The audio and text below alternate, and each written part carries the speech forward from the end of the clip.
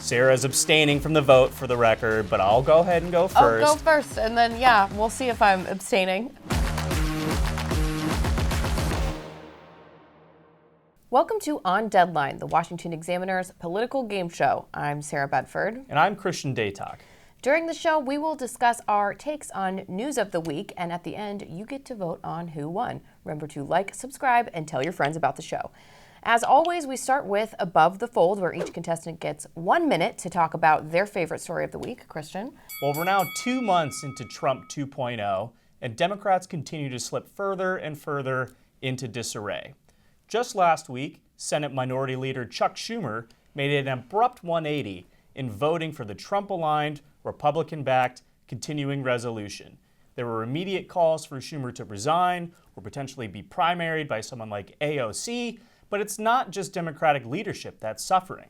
I've got a poll here from CNN published over the weekend that showed favorability among Democrats falling to a historic low.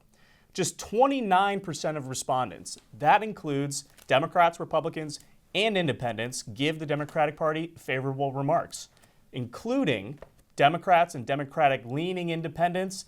They gave terrible reviews to the Democratic Party. Again, just 29% of those left-leaners think the country and the party is heading in the right direction. For comparison, Republicans sit around 36%.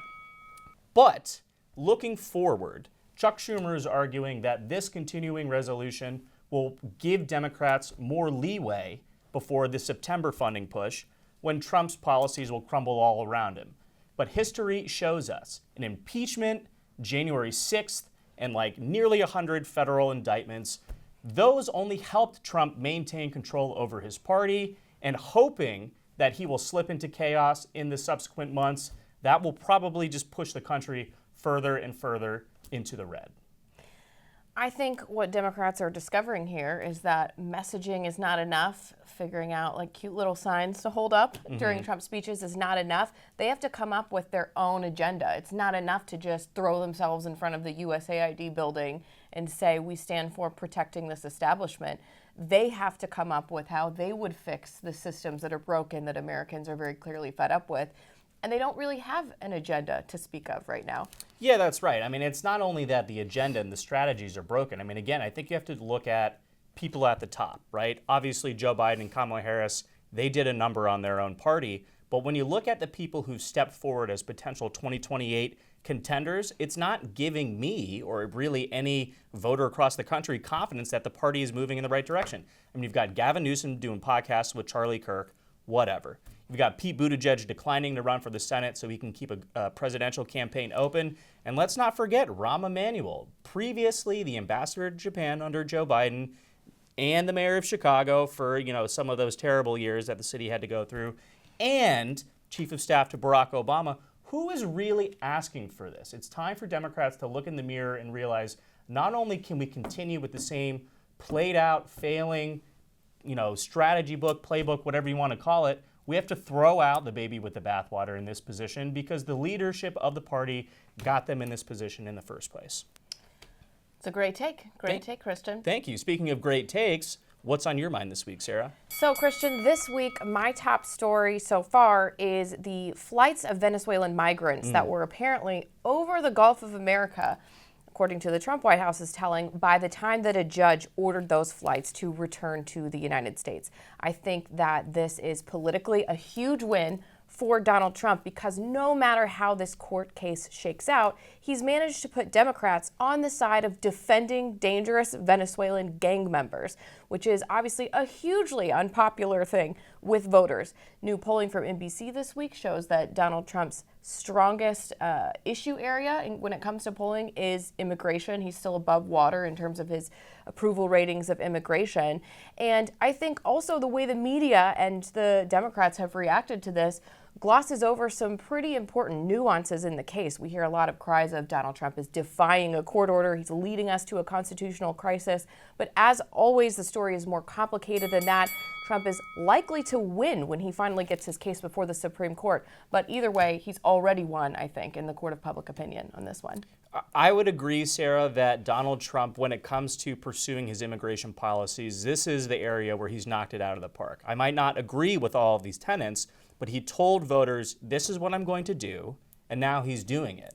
But taking a step back, I think this situation with this specific ruling is very scary for a lot of people across the country. I mean, if you just look at Tom Homan, the border czar, he was on television this morning, and he said essentially, we don't care what the courts are saying. We're going to pursue this executive's agenda. So what's to stop the Trump White House from, stopping listening to the courts on any number of these rulings? Like you mentioned, there's dozens of acting cases pushing back on the Trump administration's policies. I'm not saying I agree with this take, but I think that the devil's advocate argument against that would be, isn't it equally scary that unelected judges, low down on the judicial totem pole, right? I mean, trial judges in some cases, are usurping executive power from Donald Trump if he is not allowed to deport dangerous Venezuelan gang members, if he's not allowed to fire people who are exercising executive power, then what does the presidency stand for? So I think the flip side of that would be the amount of judicial activism that is dictating the operation of our country is also scary for some people. Yeah, no, and I do think, just to underline your point, the Trump administration has been out of power for 4 years, right? Mm-hmm. They had the time and the bandwidth to go through and specifically tailor each of these policies to a point where they wouldn't get them in legal trouble, basically. And that's why the White House is so confident to act unilaterally and say, hey, we're just going to kick it up a level from trial to district court, and eventually we'll get to a ruling that backs our viewpoint. All right, up next, it's time for Yays and Nays, a segment where we both get to vote on the other big news of the week. Trump has standing to think Biden's autopen pardons are void. All right, this is easy. This is a no. I'm definitely voting no on this. Sarah's abstaining from the vote, for the record, but I'll go ahead and go first. I'll go first, and then, we'll see if I'm abstaining. This is big brain 5D tomfoolery from Donald Trump, what we're seeing right now. For starters, in case you didn't know, over the weekend, the president claimed that all of the pardons that Joe Biden authored before getting out of office are null and void because he used an autopen. It looked like we had an autopen for a president, and we would have been better off if we had, probably. But it looks to me like, that's a big subject. Did he know what he was doing? Did he authorize it? Or is this somebody in an office, maybe a radical left lunatic, just signing whatever that person was? We don't know if the former president, Joe Biden, used an autopen on these pardons, but we do know that every single president dating back to Thomas Jefferson in 1805, when he called the polygraph a primitive autopen, one of the greatest inventions in human history, every single president has used this device for some, signatures throughout their presidencies. You also have to look over on Capitol Hill to every single lawmaker who has one of these autopens in their offices. This is just a dumb take. It's hiding the ball from Trump. He's trying to get people mad about Joe Biden again because the talks with Russia aren't going as swimmingly as he hoped, or the situation in the Middle East is devolving, or the economy isn't magically back to better again. This is just more social media spouting from Donald Trump. And let's not forget, yes, the president has powers of a pardon, but there's nothing in the Constitution that allows a president to nullify pre-existing pardons, even if they are unprecedented and issued for crimes that have not been committed yet. This is just, dumb time from Donald Trump, in my opinion. Well, see, I'm a nay with a little bit of an asterisk here, because I'm a nay for a different reason. Okay.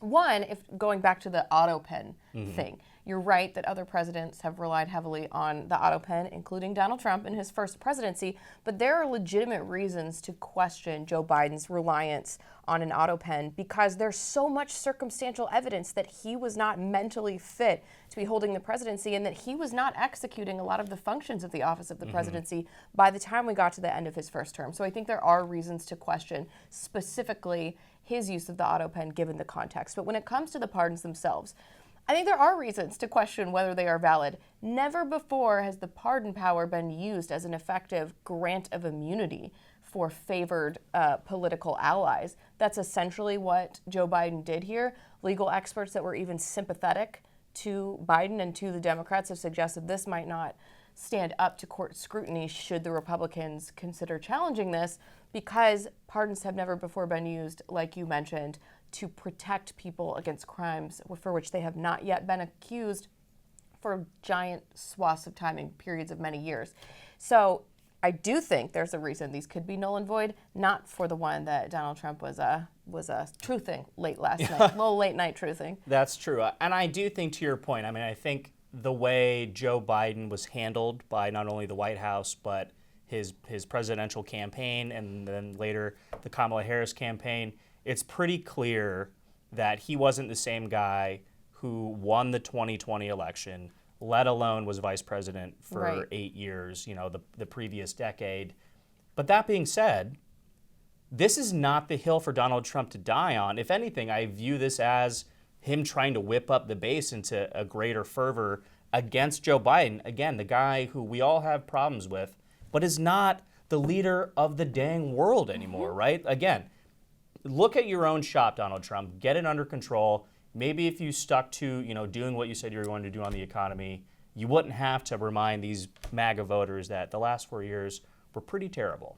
Now it's time to fill in the blank. U.S. strikes on Houthi militants was a message to blank. President Trump ordered decisive military action against the Houthi terrorists in Yemen. This one seems pretty clear-cut to me. Obviously, the Houthi militants backed by Iran. When Donald Trump struck them over the weekend, he was sending a clear message to Iran. Look, we've seen over the last 2 to 3 weeks, Trump has sort of amended his tune when it comes to talking about Tehran.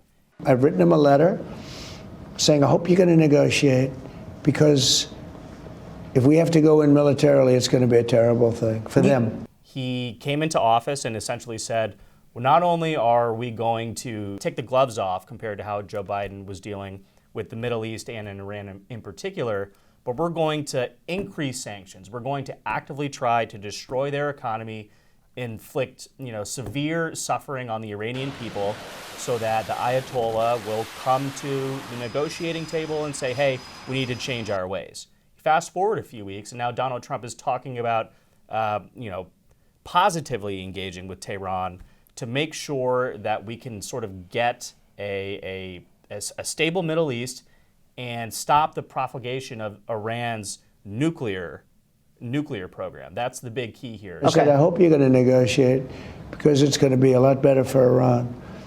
And I think they want to get that letter.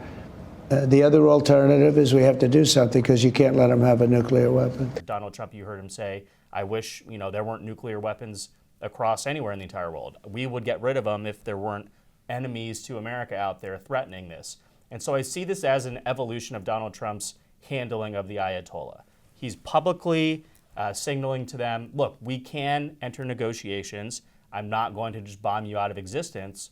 But on the flip side of that, if you are attacking, 1, American military vessels in the Red Sea, 2, mercantile vessels in the Red Sea, instigating around the fringes of the conflict in Gaza, then we are going to wipe you off the face of the earth. It's as pretty clear cut as that to me. I think this is also, again, like I mentioned on the previous segment, a little red meat for the base to chew on while everyone's worrying about their 401ks in the stock market. Now, the base did love that Moab that he dropped at the mother start of all his bombs. That's last right. presidency. I think this is a message to Israel, for one, to show that Donald Trump really has the back of Israel, not just rhetorically, but also, putting the resources behind that in a way that the Biden administration was sort of accused of trying to talk out of both sides of his mouth when it came to Israel, because he had a domestic political problem on the left wanting Israel to be cut off. But I also think it's a message to all other world leaders, particularly adversaries like Vladimir Putin and Xi Jinping in China, that Donald Trump isn't just words when it comes to these things, because Joe Biden did not have a lot of leverage when it came to negotiations with Russia, when it came to trying to crack down on China.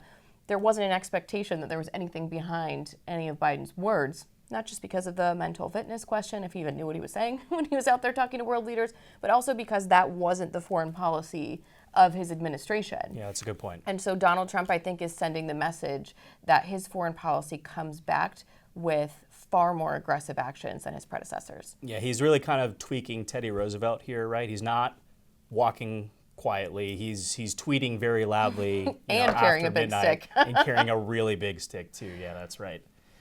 Anyway, that's all the time we've got for this week. Don't forget to let us know in the comments who you think won this week's clash. And like share this episode with your friends, and don't forget to subscribe to the channel. In the meantime, you can check out more of our great reporting at washingtonexaminer.com. I'm Christian Daytalk. And I'm Sarah Bedford. And we'll see you next week.